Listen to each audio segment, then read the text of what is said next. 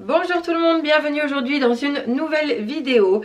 Aujourd'hui on va aborder le thème qui est la grossesse, en l'occurrence ma deuxième grossesse. Je suis actuellement enceinte du petit frère de Gianni, donc nous savons déjà que c'est un garçon.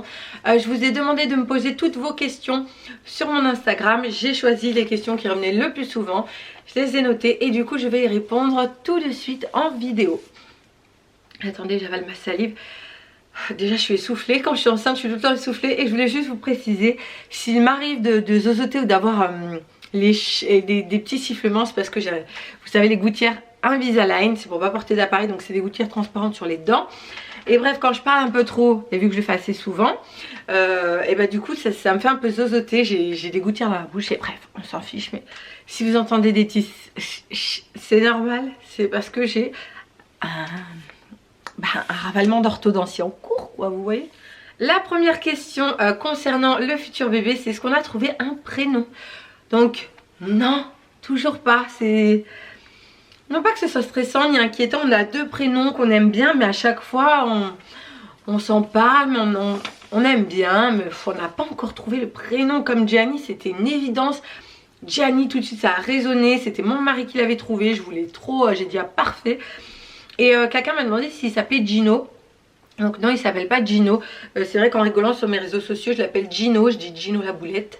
Comme avant, sur ma première grossesse, j'appelais Gianni Mich Mich, mon petit Michel. Donc le bébé ne s'appellera pas Gino. On n'a toujours pas d'idée de prénom. Si vous avez des idées, n'hésitez pas à nous les noter en dessous.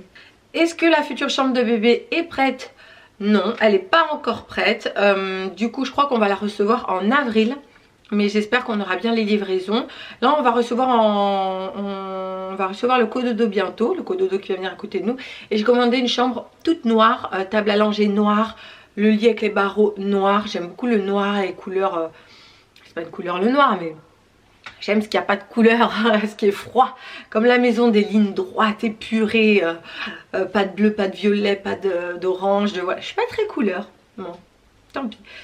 J'espère que, ouais, Gianni ici. Gianni, je l'habille quand même un petit peu en couleur, mais sa chambre, elle reste dans des tons blancs, taupes, etc. Ça reste assez sobre. Du coup, donc voilà, la chambre de bébé, pour répondre à cette question, elle n'est pas prête. Et oui, on vous la montrera, je ferai une petite vidéo dès que tout sera prêt. J'ai une autre question, voyager enceinte, est-ce que c'est facile? En fait, c'est pas, non pas que ce soit facile, difficile. Les voyages dépendent vraiment de chaque grossesse. Il y a des femmes qui peuvent voyager sans problème. Moi par exemple c'est mon cas, j'ai une grossesse normale. Je mets juste des bas de contention. Je prends l'avion et tout se passe bien. Il y a certaines femmes qui ne peuvent pas voyager, ça dépend des problèmes de santé de la personne, du bébé, etc. C'est vraiment propre à chacune. Et en ce qui concerne les voyages, pour ma part, je peux voyager normalement jusqu'à ce que les compagnies nous prennent. Je crois, en fonction des compagnies, ça peut être 7 mois, ça dépend. Veux-tu un troisième bébé? Le blanc. Ah, quelque chose passe. Là tout de suite, franchement, je sais pas. Il y a des jours où je dis oui, il y a des jours où je dis non dans ma tête. Mais là aujourd'hui je dirais non. Laissez-moi sortir celui-ci déjà, voir comment on aborde ça, comment ça se passe. Et puis j'ai surtout envie de voir comment est-ce qu'on gère deux bébés. Après c'est vrai que avoir un petit troisième, je pense que ça serait pour tenter la petite fille. Vraiment. Parce que si là j'avais une petite fille avec mon mari, on aurait garçon-fille, je pense que je me serais arrêtée pour ma part. Mon mari par contre aime bien les familles nombreuses et lui il est plus pour 3. Donc je pense s'il arrive à m'endormir, on partira sur 3 baby. Mais bon, je sais pas, à voir. Parce que cette grossesse, je la vis différemment que la première, mais ça on va y revenir sur une autre question. Est-ce que le bébé va bien? C'est vrai que par rapport au rein, je précise, là je suis actuellement enceinte d'un petit garçon. Ce petit garçon, ils se sont rendus compte qu'il a les reins, les deux reins qui sont trop épais. Donc au début, j'ai beaucoup paniqué parce que ma gynéco m'a envoyé faire une échographie en urgence dans un autre hôpital avec un spécialiste. Donc c'est vrai qu'au début c'est inquiétant. Moi j'ai eu ma fausse couche juste avant. Je lui ai demandé si c'était dû à la fausse couche. Elle m'a dit aucunement. C'est facteur, pas de chance, vous avez la fausse couche. Maintenant le bébé a les reins plus épais. Bon c'est pas le problème du siècle, mais au début je le vivais assez mal. J'ai regardé beaucoup de choses sur internet, etc. J'ai une amie, sa fille qui avait eu ça, qui m'a rassurée, Même vous d'ailleurs, je vous ai posé la question sur mes réseaux sociaux, la plupart des personnes à qui c'est arrivé, tout revient facilement à la normale. C'est rare qu'il y ait une opération, ça peut arriver. Mais c'est pas, on n'enlève pas un rein ou quoi, on opère juste le bébé. Chose que je ne nous souhaite pas, bien évidemment. Mais quand le bébé naît, de toute façon, il faut attendre qu'il naisse. C'est quelque chose qui se soigne après si ça a besoin d'être soigné. Et qui revient en temps normal, qui peut revenir facilement à la normale. Il y a plus de chances que ça revienne à la normale que pas. Il y a aussi des chances que non, mais on n'y est pas encore. Donc il y a une période où j'étais très angoissée vis-à-vis de ça. Et là j'ai pris du recul. Je me suis détendue, je me suis dit de toute façon s'il y a le problème ça sert à rien que je me stresse. Il sent dans mon corps que je suis stressée et lui va se stresser et ses rêves vont grossir et blablabla, c'est un cercle vicieux. Donc je lui ai dit détends-toi. Pour tout le reste il est en bonne santé, voilà. On m'a dit que c'était un gros bébé donc je sais pas quoi m'attendre. Le spécialiste qui a mesuré ses reins, il m'a dit ah, sur la courbe du poids les plus gros bébés ont des plus gros reins. Je dis ah oui des plus gros bébés, des comment. Et bon, en rigolant bien sûr parce que je m'en fiche, gros pas gros que ce soit une boulette. Mais pour l'instant son poids était par rapport à l'âge gestationnel, les semaines d'aménorrhée etc. Au lieu d'être à 50% de son poids sur sa masse corporelle, il était à 78%. Donc il m'a dit c'est un bon bébé quoi. Mais après ça peut, d'ici à ce que je sois au terme et que j'accouche, ça peut rentrer dans l'ordre etc. Mais bon c'est quelque chose qui ne me pose pas de soucis. Le bébé te réveille-t-il la nuit? Donc ça va, ça commence un petit peu à me déranger, le gros ventre, le bébé qui bouge un petit peu, mais je veux dire c'est encore raisonnable, j'arrive à faire mes nuits. Appréhendes-tu ton deuxième accouchement? C'est une bonne question. Non, en fait pas du tout. Je sais pas si je fais bien ou si je fais pas. Mais c'est vrai que pour Gianni j'étais pas non plus stressée. J'y suis allée en mode découverte, c'est le premier bébé, je connais pas. Et j'ai eu la chance d'avoir un accouchement assez cool, tout s'est bien passé. J'ai pas eu d'épisio. Par contre, j'ai utilisé la ventouse pour le tirer parce que je poussais pas très bien avec le bas. En gros, je poussais pas avec la minette, je poussais avec le cucu, je poussais de l'arrière. Mais j'avais une péridurale assez dosée. En fait, je sentais plus les contractions, rien du tout. C'était une sage-femme qui me mettait la main sur le ventre et quand elle sentait, elle disait allez-y. Moi, quand elle disait allez-y, je poussais, mais j'avais pas non plus la sensation de pousser parce que j'avais une péridurale costaud, mais moi ça me va très bien. Prochain bébé, remettez-moi la péridurale, je pousse du bas, du cucu, prenez la ventouse, il n'y a pas de souci, mais je veux dire, j'ai rien senti.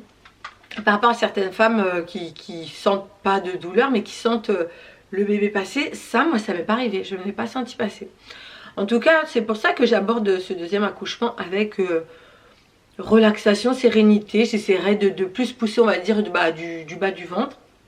Mais sinon non, pour l'instant je suis pas stressée, je suis plus stressée vu la situation actuelle en France avec le virus qu'il y a. Je suis désolée avec mes bruits de bouche. Attendez, j'avale ma salive.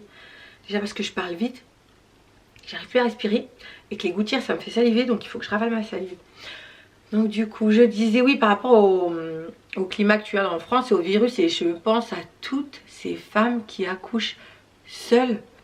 Déjà seule en général, mais le pire je pense quand c'est votre premier enfant, que le papa ne vive pas ça avec vous, un deuxième aussi effectivement, un troisième ou oui, mais le premier je sais pas, dans ma tête c'est trop important, tu vois, c'est ton premier bébé, comment ça se passe, t'appréhendes, c'est pour tous les accouchements il faudrait que le père soit là, mais le premier souvent je pense aux mamans, je me dis oh là là, et c'est vrai que moi je me dis moi je dois accoucher le 26 juin, c'est mon terme. Donc j'espère que d'ici là la situation ira un petit peu mieux pour que le papa soit présent, qu'il soit là avec nous. Mais je veux dire, je pense que d'avoir accouché déjà une première fois, si on me dit le mari ne peut pas être présent, il y a encore le virus etc. pour des questions sanitaires, de sécurité, je pousserai le truc à fond, j'essaierai de faire venir mon mari, blablabla etc.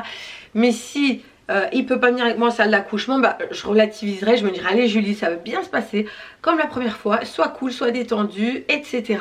Je pousserai un peu plus vite, un peu plus fort, pop, comme ça après je rejoins mon mari, pouf, je sors l'œuf. Ouais, c'est un petit peu tristouné, c'est un peu froid, c'est un moment de bonheur mais qu'on pourra peut-être pas partager avec son compagnon selon les maternités, selon... C'est spécial, mais bon, dites-vous que voilà, vous allez avoir votre petit bébé dans les bras, leur petite tête. D'ailleurs, ça me fait bizarre de me réimaginer avec un bébé tout petit. Oh, quand Gianni était tout bébé, tout, oh là là. C'est pas si vieux, mais je pense que ça va me faire bizarre. moi quand je vais accoucher le 26 juin, l'écart entre mes deux fils, donc j'ai Gianni et il y a le futur bébé, ils auront 21 mois d'écart, les deux bébés. Donc tout le monde me dit que ça va être du sport. J'ai hâte de voir ça. Je vous referai une vidéo sur ça, comment gérer deux bébés rapprochés. Alors, autre question. Quand accouches-tu? Donc ça je l'ai dit, c'est le 26 juin. Pas trop difficile après ta fausse couche. Effectivement, la fausse couche c'est quelque chose qui m'a... comment qualifier, quelque chose qui m'a peiné, qui m'a attristé, qui m'a dérangé. Surtout que ma première grossesse, elle s'était tellement bien passée que je me suis dit, pourquoi un loupé? Mais c'est Dame Nature qui a décidé, c'était pas le moment. Et voilà, en fait j'ai fait une grossesse molaire. Je vais faire un truc rapide parce que c'est... faut le comprendre. J'ai fait une grossesse molaire. Et en gros c'est comme une maladie du placenta. Ça arrive comme ça à une femme sur... je me souviens plus du pourcentage, donc je vais pas vous dire de bêtises. Mais c'est une maladie, c'est du sang. En gros le fœtus ou la grossesse molaire, ça devient pas forcément un fœtus. Il y a des kystes, le bébé c'est pas forcément viable. Et c'est des fausses couches. En général les fausses couches arrivent ou alors le cœur du bébé s'arrête comme moi. Et du coup on m'a fait un curetage, on m'a endormi, on a nettoyé l'intérieur, on a tout enlevé. Et voilà, et c'est de là qu'ils se sont dit ah oui mais il y avait une grossesse molaire. Et donc pendant 2 mois et demi, j'ai dû attendre en fait que mes analyses de sang, mon taux d'HCG, l'hormone de la grossesse, revienne à la normale. Parce que ce taux là, il n'était pas à la normale. Et c'est pour ça que quand j'ai eu le bébé, où j'ai eu la fausse couche, le taux d'HCG, l'hormone de grossesse, était trop haut. Et donc j'ai eu la grossesse molaire, il fallait que j'attende que ce taux revienne à la normale. Il y a des femmes chez qui ça revient pas à la normale, ça peut être, il y a des gros trucs, hein, il y a des maladies, il y en a qui, enfin, j'avais vu qu'on peut faire de la chimio et tout, il y a des degrés assez hauts. Donc j'ai eu de la chance d'avoir une grossesse molaire où ensuite mon taux d'HCG, d'hormone de grossesse, s'est rétabli tout seul et assez rapidement entre guillemets, parce qu'après 2 mois et demi, j'ai eu la fausse couche en juin, je suis tombée enceinte fin septembre, début septembre. La gynécologue m'a dit c'est bon, votre taux est normal, vous pouvez de nouveau remettre une grossesse en route. Et bam, fin septembre ça a opéré et du coup voilà le futur bébé. Non, j'ai beaucoup de la chance, j'ai eu beaucoup de la chance. J'ai eu beaucoup de chance. La gynéco m'a dit que j'étais fertile parce que j'ai Gianni, après j'ai l'autre bébé, bon, qui a pas tenu. Après je tombe enceinte de celui-ci, les petits ovaires fertiles. Et je pense que les tétards APJ sont comme lui, des grands sportifs. Quand ils arrivent là dans les trompes, oh, c'est où ah, ça doit arriver en bombe là-dedans, faut vite que je reprenne la pilule après. D'ailleurs une petite question pour les femmes, j'ai pas envie de reprendre un moyen de contraception par la suite, la pilule, ni la petite barre en fer. En fait pas quelque chose qui apporte des hormones dans le corps, parce que plus ça va, plus je me rends compte que c'est mauvais pour notre santé, pour notre corps. Du coup...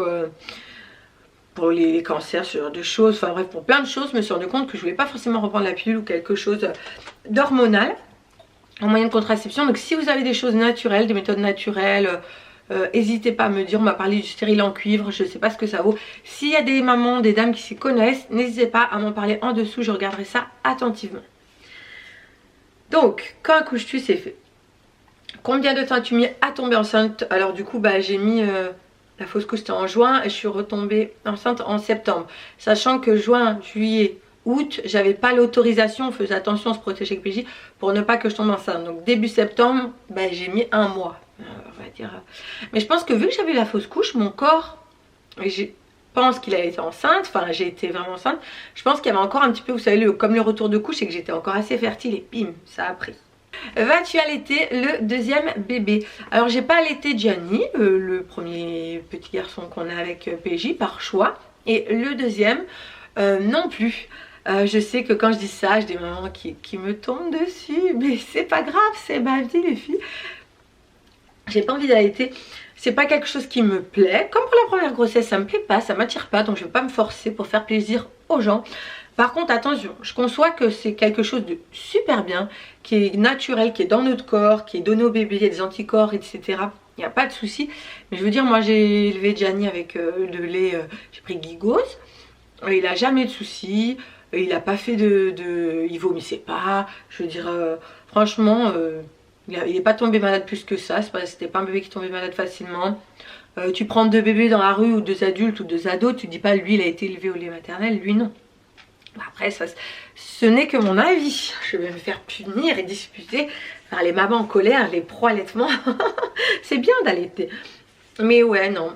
Moi, ça m'attire pas trop, donner le sein, mon bébé qui tire sur mon tété.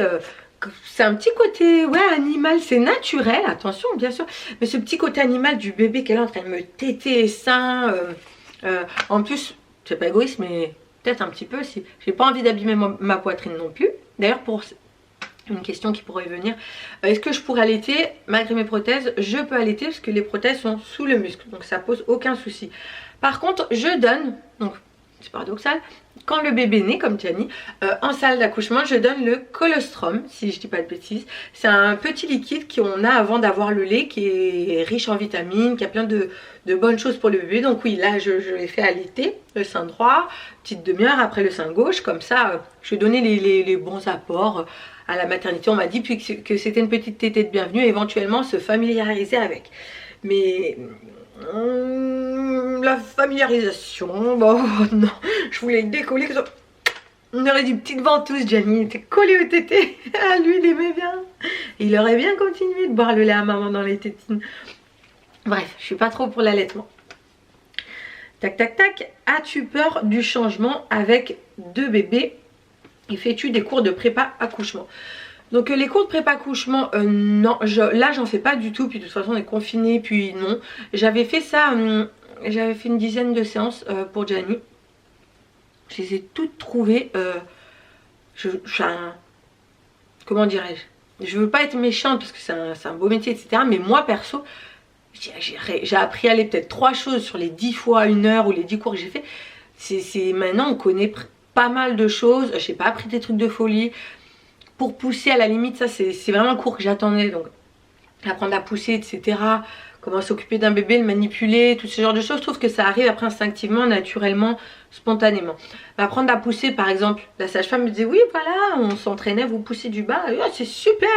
Le jour d'accouchement j'ai poussé, j'ai pas poussé du bas, j'ai poussé du cucu, j'ai mal poussé. Donc hormis ça, à la limite, pourquoi pas faire un cours pour apprendre à pousser vraiment de la minette et non du cucu, pour aider bébé, pour lui éviter la ventouse. Mais ça m'a pas appris des trucs de ouf, franchement ça m'a pas appris grand chose. Je le referai pas, je l'ai fait pour le premier bébé, c'est très bien, c'est très intéressant, mais une fois que tu l'as fait, tu le refais pas à chaque grossesse. Ou sauf s'il y a des choses dont tu as besoin, mais là tu sais, parce que tu as déjà eu un premier enfant, il faut qu'on me réponde à telle et telle question et tu vas pour quelque chose de précis. La deuxième question c'était, parce que je suis très tête en l'air, as-tu peur du changement avec 2 bébés?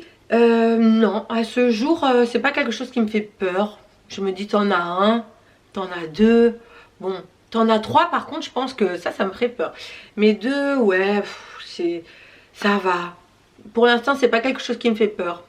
Le petit, je me dis, va être en bas âge, bah, je l'emmènerai avec moi de partout, mais au début, tant qu'il marche pas, qu'il se lève pas. Un petit bébé, je trouve que c'est plus facile à gérer que Gianni actuellement qui a 18 mois. Il fait dodo, on lui donne à manger, bon effectivement tu dors pas, tu dors moins, mais je veux dire faire attention qu'il s'étouffe pas, ou c'est pas de la surveillance comme Gianni. Je me retourne, il a un feutre dans la bouche, il monte sur un tabouret, etc. Là, cet âge là, ouais, ça devient, quand les deux, l'autre va commencer à marcher, Gianni aura 3-4 ans, là je pense qu'on aura la pression. Pour l'instant ça va. Que manges-tu pendant ta grossesse et combien de poids as-tu pris? Donc je mange, je baisse la tête pour cette question. Je mange n'importe quoi. Que des cochonneries, de la mierda, du sucre, du gras. Et 1 ou 2 jours dans la semaine, je mange une salade pour déculpabiliser. Non, vraiment, cette grossesse, rien à voir. En fait, c'est pas du tout les 2 mêmes grossesses que je vis, j'ai l'impression. La grossesse de Gianni, j'étais mon premier bébé, j'étais sportive. Je gardais ce rythme de sport, j'avais envie, j'étais motivée, j'avais pas peur de perdre le bébé ou ce genre de choses. Je mangeais à peu près correctement, je veux dire je gardais un rythme de vie super normal. Bon, je faisais pas tous les mêmes exercices que d'habitude, je faisais attention, je l'adaptais au fait que je sois enceinte. Mais sur cette grossesse n'a vraiment rien à voir. Dès le début, le sport ne m'a plus attirée. Plus du tout. Et surtout avec la fausse couche d'avant, en fait j'appréhendais un petit peu de me remettre au sport. Je sais pas pourquoi. Le premier trimestre de cette grossesse a été plus stressant parce que j'avais énormément peur de perdre le bébé, que le bébé meure, que le bébé meure, que le cœur s'arrête, parce qu'au début, au début, on ne le sent pas bouger. Donc moi, tant que je sens pas le bébé bouger, je me disais il peut être mort, il peut être mort. Parce que la fausse couche, je suis juste allée à une écho de contrôle. On m'a dit ah, le cœur ne bat plus. Vraiment l'écho et tout, à chaque fois je flippais. À partir du moment où je l'ai senti bouger, que chaque jour je sentais ces petits coups et tous ces mouvements, les petits papillonnements du début, là maintenant je sens bien les coups. Là je suis rassurée. Donc je reprends un petit peu le sport, mais je mange très très mal. Je suis attirée que par du gras, du sucré. J'ai attrapé de la cellulite, mais comme jamais. Rien à voir avec Gianni, mon corps est très différent. Il va y avoir beaucoup plus de rattrapage à faire après. D'ailleurs ça c'est un sujet autre, vous m'avez pas posé la question. Mais souvent on me demande, donc ah, c'est bien, tu récupères ton corps et tout. Ouais, je le récupère, mais, grand mais, avec un M majuscule. Je me donne les moyens. Je vous le dis, je l'avais dit dans un vlog parce que on a l'impression que c'est facile, mais je vous jure que je galère. Genre des fois, j'ai presque envie de chialer chez moi. Je suis devant un yaourt comme ça en train de me griffer le visage avec mes ongles et tout. Ah, j'attends qu'il n'y ait pas PJ et tout, bien sûr. Hein, je suis, mais genre l'exorciste du frigo, quoi. C'est moi, je erre dans la maison et tout. Ah, après, si je vois qu'il arrive, je fais genre, ah, dans ma tête, chocolat, chocolat, chocolat. C'est un effort, il faut... Moi, en fait, je pars du principe, j'ai envie de retrouver après la grossesse mon corps d'avant grossesse. Tout le monde dit oui mais c'est pas forcément facile. Ok, tout le monde n'y arrive pas. Des vergetures, non, tu peux pas retrouver ton corps d'avant grossesse. Genre tes vergetures elles sont parties, non. Mais le poids, le gras, tout ça tu peux. Faut se donner les moyens tout de suite les filles. Ne gardez pas, ne stockez pas. Dites-vous pas c'est pas grave, dites-vous pas j'attends. Non, tout de suite. Si c'est votre façon de penser, moi ma façon de penser c'est tout de suite. Je me remets en bombe, je me remets comme avant. J'ai pas envie de garder du gras, du poids, etc. Je veux être... ma ligne habituelle dans un taille 36 et être à peu près correct quand je me vois en maillot de bain. Là franchement je me regarde, bon je sais que je suis enceinte et que ça fait partie du jeu etc, mais je me dégoûte. De face c'est à peu près potable, mais de dos on dirait mais je m'aime pas du tout, c'est pas mon corps habituel, c'est large, mon dos est large, j'ai des hanches, j'ai du gras, j'ai de la cellulite. Mon corps de base n'est pas comme ça et j'aime pas ça. Je dis pas que j'aime pas les gens qui ont de la cellulite ou quoi, c'est chacun son corps. Moi j'aime pas me voir comme ça, je ne me permets pas de laisser mon corps devenir comme ça. C'est un effort du quotidien. Faut faire attention. J'ai 33 ans, enfin là je vais avoir 34 ans le 1er juin. Ça devient de plus en plus dur, mais j'ai envie de rester correcte pour moi quand je me regarde dans un miroir, quand je me mets en maillot de bain, quand j'ai des rapports sexuels avec mon mari, de me sentir bien, me sentir fraîche quoi. T'es avec ton mari, t'es bien, t'es pas gêné, j'ai des bourrelets. Non, j'ai envie d'être épanouie dans ma vie, de mettre une jupe parce que j'en ai envie et que mes jambes, je les sens bien, etc. Moi c'est vraiment quelque chose qui... Bon, on va pas en débattre des heures, de toute façon je suis seule donc il n'y a aucun débat. Mais c'est vrai que j'aime retrouver mon corps et j'aime pas me laisser aller. Les filles qui me disent mais c'est normal, tu peux pas rester comme tu étais avant, etc. Ça vous rassure peut-être de vous dire ça, mais non, je suis désolée les filles. On peut redevenir comme on était avant. Donnez-vous les moyens. C'est la galère, c'est la mierda, mais donnez-vous les moyens si vous en avez envie. Après si vous voulez rester avec des petits bourrelettos, chacun son truc. Moi perso, je n'aime pas. Allez, on va changer de question parce que je veux m'attirer les foudres de certaines dames. Combien as-tu pris pendant cette grossesse? Donc là, on est début avril. Je dois accoucher le 26 juin. Moi je compte pas en semaine aménorrhée, pas aménorrhée, ça m'embrouille. Je dois accoucher le 26 juin, là on est début avril, donc il me reste avril, mai, juin. En gros il me reste 3 mois. Là j'ai pris, mon poids de forme c'est 58 kg, 59, allez 58, 59. Et là je suis à 75, un peu plus ce matin. Donc je suis à 17 kg presque. En fait là j'ai pris le poids que j'avais pris pour ma première grossesse, mais quand j'accouchais. Là j'étais à plus 17, mais j'accouchais de Gianni. Bon là j'ai pris un petit peu plus, c'est pas grave. Te disputes-tu avec ton mari? Alors je ne sais pas pourquoi cette question, mais non ça va, je suis pas la meuf, la femme on va dire avec les hormones qui est chiante comme être son mari, qui est relou, qui change. Même ma première grossesse moi ça me faisait pas du tout ça, je change pas du tout au tout, genre crise hormonale, ce genre de truc, non non. Avec PJ on est assez cool, on est assez détendus tous les deux, donc du coup on s'embrouille pas trop. Le peu qu'on s'embrouille c'est parce qu'il est têtu ou que moi je veux pas le laisser dans son truc, dans son délire têtu machin, où on n'est pas d'accord. je comprends pas un truc, il veut me l'expliquer. Après je dis non mais c'est bon, je veux pas chercher à comprendre. Après il dit mais si je t'explique, je dis mais non, non. C'est vraiment sur des petites conneries à la limite, mais on se dispute pas trop. Puis le peu qu'on se dispute, c'est pas des disputes de ouf parce que moi je deviens aphone. Après quand ça me saoule et tout la dispute, je fais moi je parle plus. Bah, je parle plus pendant 4 heures et après c'est bon. Il y en a un des deux qui revient, qui fait un petit bisou et hop, c'est oublié. As-tu été malade au premier trimestre? Donc non, comme Gianni, j'ai de la chance, j'ai pas des grossesses où je suis malade. Par contre j'ai découvert que c'était les remontées acides. Waouh! Franchement chapeau, la première fois que Gianni, j'avais pas eu ça, donc je connaissais pas, j'entendais certaines femmes en parler. Dire que c'était horrible, etc., que ça faisait mal. Moi je réalisais pas, donc là ça m'était arrivé un petit peu, ça m'arrive encore une ou deux fois, mais par mois peut-être. Ça fait comme des pointes, c'est horrible, on dirait qu'on met des coups de couteau. Mais hormis ça, sinon non, je suis pas malade. Comment aurais-tu réagi si tu avais eu des jumeaux? Il y a beaucoup de jumeaux du côté de la famille APJ. Franchement, moi j'aurais trop kiffé, tout mon entourage, mes copines, tout. Tout le monde dit oh non t'es ouf, oh non pas des jumeaux, c'est trop de boulot, deux en même temps et tout. Effectivement je me rends peut-être pas compte, mais moi ça m'aurait, genre Gianni, deux autres petits bébés et stop, j'aurais eu que 2 grossesses, ça m'aurait été à la perfection. Parce que c'est vrai que la grossesse en soi, moi je trouve ça hyper long. La première de Gianni c'était long, surtout vers la fin, mais c'était la découverte, j'étais contente, c'est le premier bébé. Là j'ai l'impression que c'est encore plus long, j'ai déjà hâte d'accoucher alors que c'est le début du 7e mois. Je n'en peux plus, je trouve ça rien à voir. Cette grossesse, j'en ai ras la casquette, j'en ai ras la marboulette. Franchement, j'ai envie d'accoucher. Et c'est pour ça aussi que j'hésite à faire un 3e bébé, parce que si on me dit t'as un 3e bébé, mais ça dure 4 mois de gestation, il est prêt 4 mois, je veux bien. Mais repartir sur 9 mois, là, maintenant, comme ça... Non, franchement j'ai pas envie d'une autre grossesse. Non. Après tous les efforts pour te remettre ton corps en forme, etc. et tout. Oh non, puis c'est long, t'as le gros ventre à la fin, tu bouges pas, tu te mouvoies pas de... Non, non, non. Non. Ouais, les jumeaux ça aurait été. Quelle crème mets-tu contre les vergetures? Donc pour les vergetures, moi je commence en général, j'en mets pas dès le début. Même Gianni, hein, le premier bébé, j'ai pas mis de la crème à 1 mois, 2 mois, 3 mois. T'as pas de ventre, ça tire pas du tout. Moi j'attends que la peau elle me tire un peu. Enfin à partir de... Bah, là j'ai dû mettre vers 5 mois de grossesse. 5 mois. Bah, je mets de l'huile, j'ai de l'huile vergeture pour le ventre. Cellule Blue.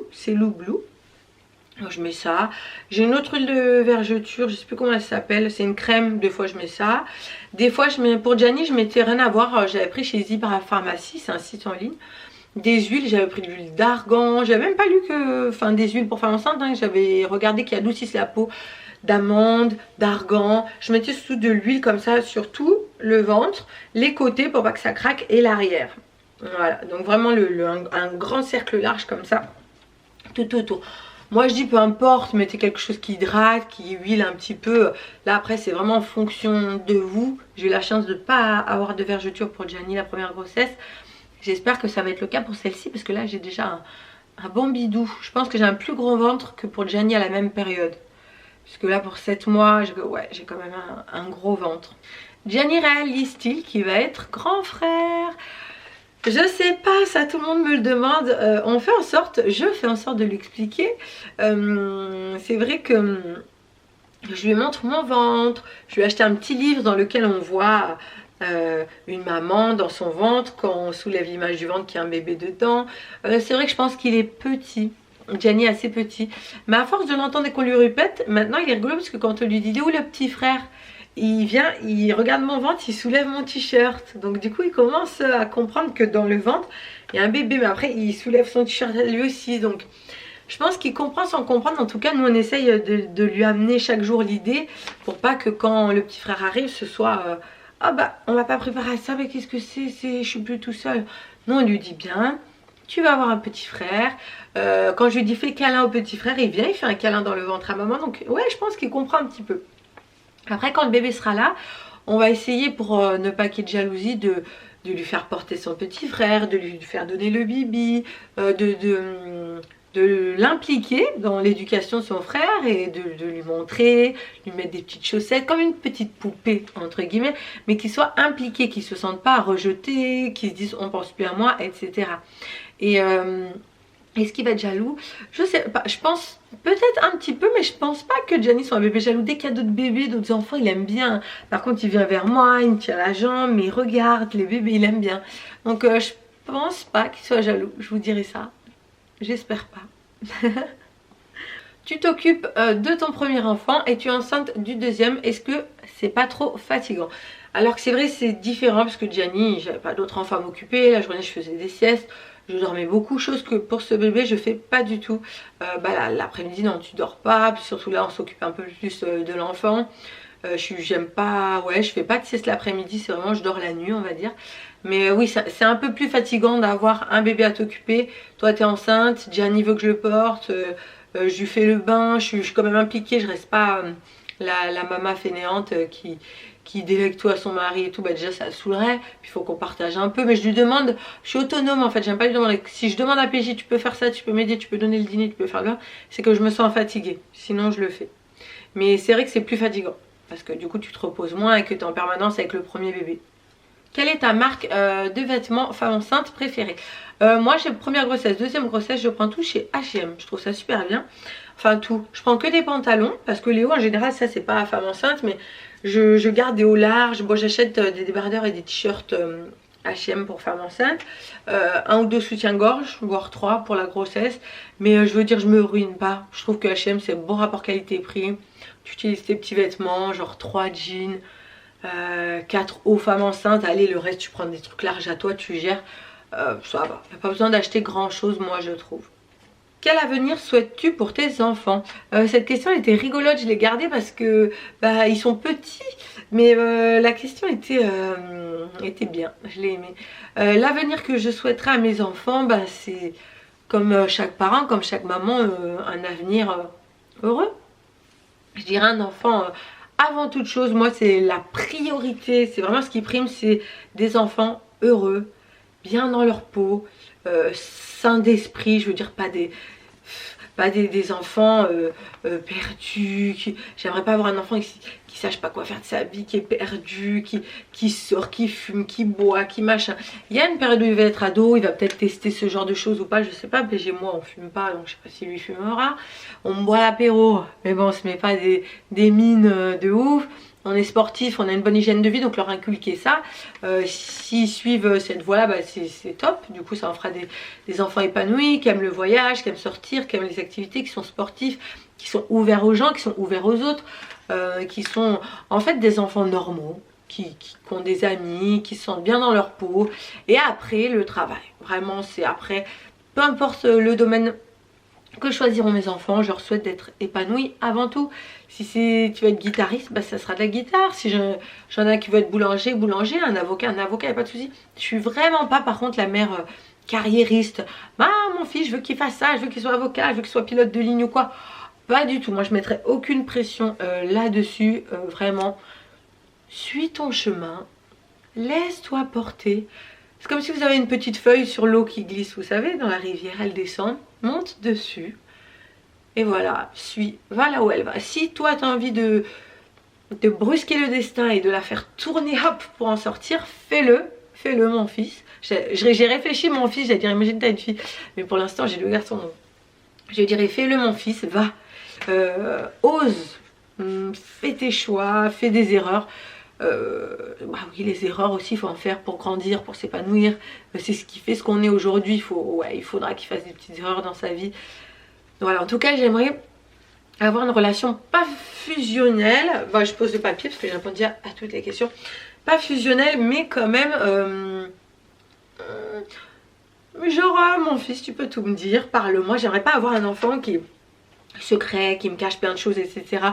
Je lui dirais mon fils tu peux aborder tous les sujets que tu veux avec moi, que ce soit la drogue, le sexe, l'amour, le voyage, peu importe, je suis ouverte au dialogue. Je pense qu'il faut communiquer avec un enfant, qu'il faut être ouvert. Si tu n'as pas les réponses à des questions, qu'il veut en parler, je sais pas, même s'il me dit je suis pas bien, en ce moment il y a des choses qui vont pas, je peux pas t'en parler à toi ou quoi, je demanderais même est-ce que tu veux en parler à un professionnel, un psychiatre ou quoi. Je suis pas du genre à dire non on va pas au psy ou machin, non c'est pour les fous, pas du tout. Si moi j'arrive pas à aider mon fils qui aurait éventuellement un problème ou ce genre de choses, chose que je ne souhaite pas, je ferai vraiment en sorte qu'il ait des aides, voilà, qu'il retrouve sa route, son chemin, parce que ça arrive aux enfants, aux adultes de se perdre parfois. Ça m'est arrivé, ça arrive à certaines personnes, ça nous est jamais arrivé, ça arrivera plus tard, on ne sait pas. Mais il ne faut pas avoir honte de demander de l'aide, de se faire orienter correctement. Voilà, je m'éparpille, je pars sur un sujet autre, mais je veux dire vraiment, j'aimerais avoir une relation saine avec mes enfants, parler de tout. Je veux dire, tu m'appelles, pas avoir la pression. Mon fils il sort par exemple en boîte, il est 3h, il a pas de sous et tout, il se dit oh, je vais pas appeler ma mère, j'ai peur qu'elle me gronde, on sait jamais, puis il rentre tout seul à pied, il tombe sur des gens malsains, il lui arrive quelque chose ou quoi, oh là là non, non. Je veux qu'il puisse appeler son père ou sa mère et écoute maman, je suis en galère, viens me chercher, ou est-ce que tu peux envoyer un taxi ou ce genre de choses. Mais voilà, être toujours présente pour eux. Je pense avoir répondu à toutes les questions. Si vous en avez d'autres, j'en reparlerai en story, Insta Story à l'occasion, pour savoir si vous avez d'autres questions. Et là, j'ai répondu à celles qui revenaient souvent. Donc voilà, en tout cas, je vous souhaite à tous un bon confinement. Je sais que c'est la phrase du moment. C'est long, mais on n'a pas le choix, donc faisons avec. Voilà, il faut penser à toutes ces personnes qui ont le virus, qui sont atteintes et qui eux ont des symptômes graves, ou certaines personnes ont les décès, etc. Donc relativisons. Nous demandons juste de rester à la maison, d'être gentil, de ne pas sortir et de faire attention aux règles d'hygiène. Je pense que c'est raisonnable. Donc moi c'est ce que je fais en tout cas. Je vous invite à le faire. Je vous fais à tous et à toutes des gros bisous. J'espère que la vidéo d'aujourd'hui vous a plu. N'hésitez pas à vous abonner, ça me ferait plaisir. Et à me suivre sur les réseaux sociaux. Je vous fais un gros bisou et je vous dis à bientôt pour une nouvelle vidéo.